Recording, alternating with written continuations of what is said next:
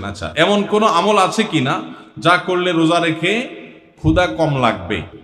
আমার পিপাসা চূড়ান্ত কষ্ট হয়, রোজা রেখে ক্ষুধা কম লাগবে এমন কোন আমল আছে কিনা?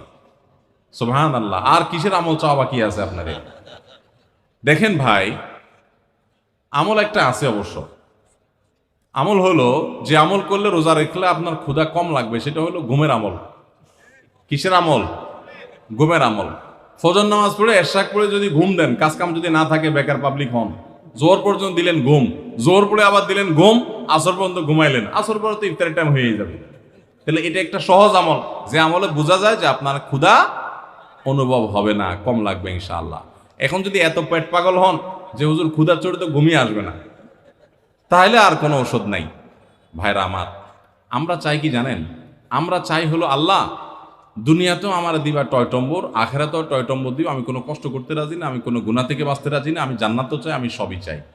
আপনি রোজা রেখে ক্ষুধার কষ্টটা একটু সহ্য করবেন, এর বিনিময়ে তো আপনি জান্নাত পাবেন।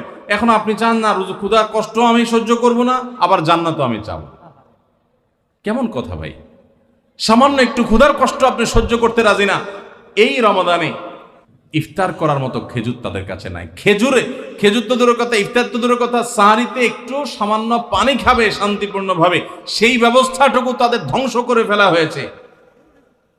এরকম একটা সমাজে দাঁড়িয়ে সামান্য একটু রোজার সময় সাহারি ঠিকই খাবেন পেট ভরে, আপনি একটু কষ্ট হবে, সেই কষ্টটা পর্যন্ত সহ্য করতে রাজি না। আপনি কোন মুখে আল্লাহর কাছে জান্নাত আশা করবেন?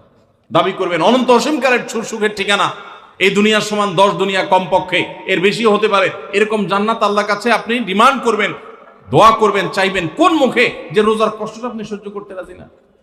আল্লাহর কাছে দোয়া করেন যে আল্লাহ আপনি আমাকে সবরের তৌফিক দান করুন।